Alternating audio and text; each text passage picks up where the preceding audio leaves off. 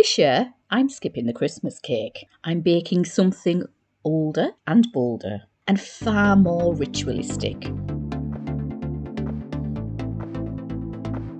Long before the Victorians gave us tidy trees and plum pudding, Twelfth Night, January the 5th, was the grand finale of Christmas, and the cake. This was a dessert that for centuries was absolute highlight of the festive season, the grand finale to 12 days of feasting and chaos. It's a cake that could make you royalty for a night. Hello and welcome to Eat These Words. Today I am going to be making a cake that dates back to the 18th century. However, the actual idea of the cake dates back a lot further than that. So in my bowl I've got 8 ounces of sugar and 8 ounces of spread of choice. I'm using butter, you could use plant-based spread, margarine, whatever your heart desires. And we're going to mix this in our KitchenAid, because there's such a lot of it, until it's all nice and creamy, and you need to switch it on, which I haven't done. Helps if you switch it on. Right, I'll be back with you when this is done. Once you've creamed it and it's changed colour, now you also know it's ready when it'll drop off a spatula or a spoon, basically with a couple of taps. So when it gets to this stage, that's when it's okay. If it takes a lot to get it off your spatula or spoon, then keep going. Okay, now we're going to add some eggs, and we've got 4 large eggs in total. If you feel you can crack these and get the without getting the shell in there, crack on. Okay, that was bad, wasn't it? It really was. It's absolutely awful. So I'm going to do all my eggs into this bowl here, and then tip them in one at a time. Oops, nearly got all the shell in there. 4 large eggs, and we're going to incorporate these one at a time. Put my mixer down first, I think. Switch it on. And pour on 1 egg. And we want to incorporate it, so turn it on high. And you'll see it's incorporated. Now this will look as if it's curdled when it's done because of the volume of fluid we are putting in there, but don't worry, it will come back. There's another egg. Start it off slow and build it up. Scrape down the sides to make sure we've got everything. This is always a theme when making cakes. Scrape down the sides, because it does cling. To really get this cake, we have to travel back in time. Long before Christmas as we know it, the end of December was a time for both celebration and fear. After the winter solstice, as the days finally start to get longer, ancient Romans threw a festival called Saturnalia. It was a time for feasting, gambling, and most importantly, a temporary reversal of social roles. For a few wild days, a mock king, sometimes called the Lord of Misrule, was chosen to preside over the chaos, ordering masters around and leading the party. Saturnalia was rebranded into the 12 Days of Christmas, a season of celebration running from Christmas Day through to the Feast of the Epiphany on the 5th and the final night, the 12th night.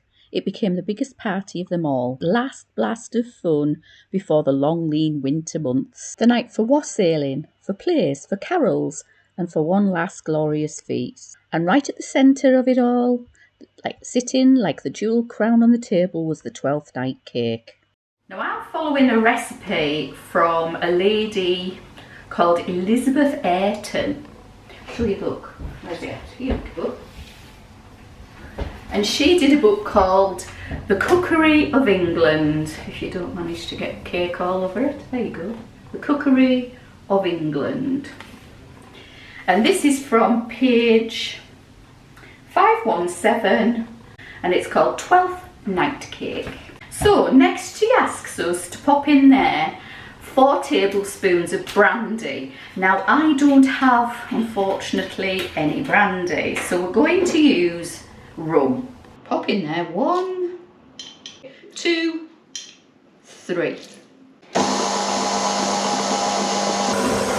Now we're going to let that sit for a minute while we do our next ingredients. And we're going to be adding our spices into 8 ounces of flour, and this is plain flour. So she says to add a pinch of cinnamon and a pinch of nutmeg. So I'm never a pinch girl when it comes to cinnamon, so I'm going to put about a teaspoon.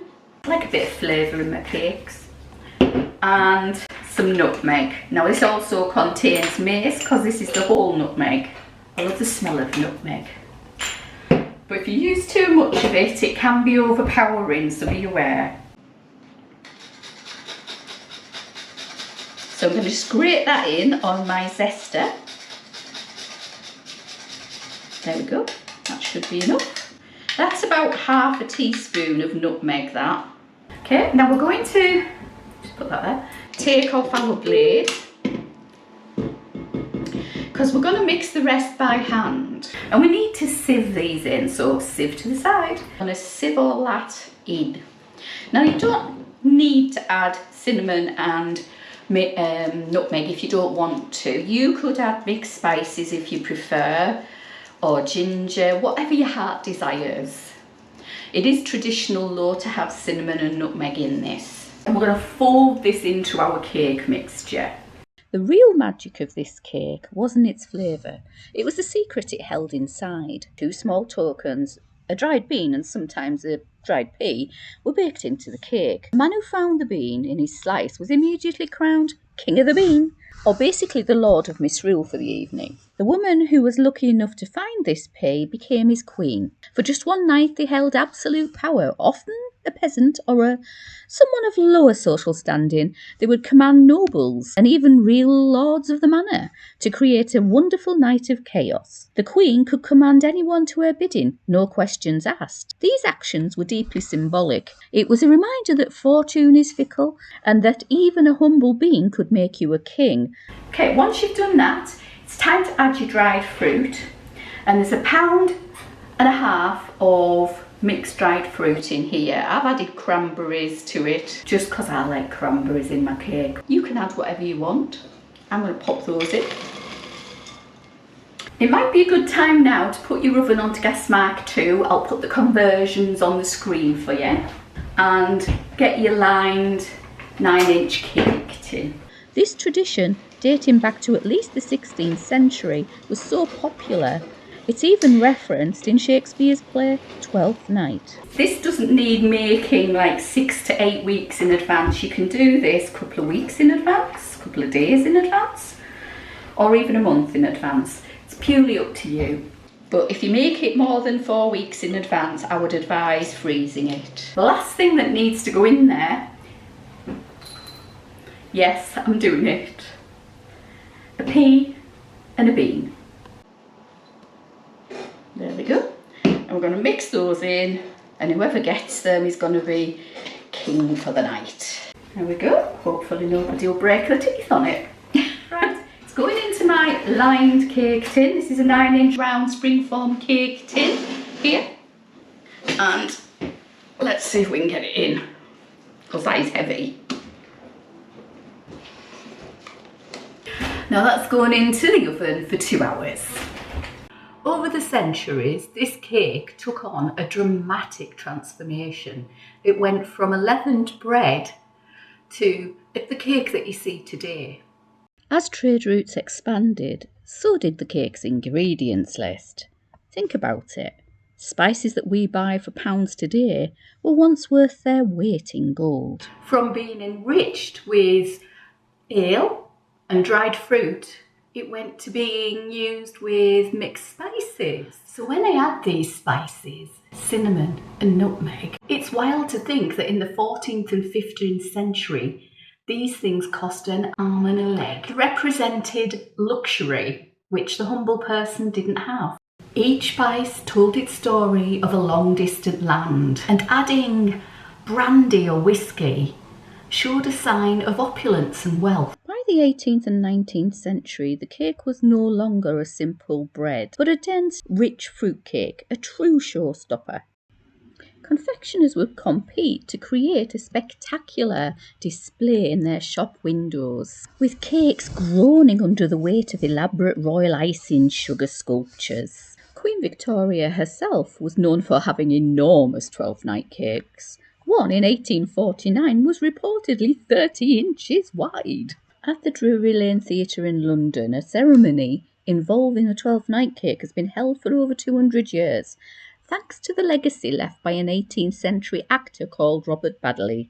It's a beautiful direct link to all those centuries of revelry. So this year, I'm skipping the Christmas cake and baking a rebellion, a ritual and a revelry into every slice. Long live the 12th night cake. If you enjoy my trips into culinary history, drop me a like, subscribe, hit the notification bell on the right there. For now, I'm going to be saving this for Christmas Day. Take a picture of any you make and tag them onto my social media channels, which you'll find down below in the description box. If you've made anything that has something added to it like this one does, then let me know as well. I'd love to hear what you've added to your cakes over time. But for now, thank you for watching. Liz out.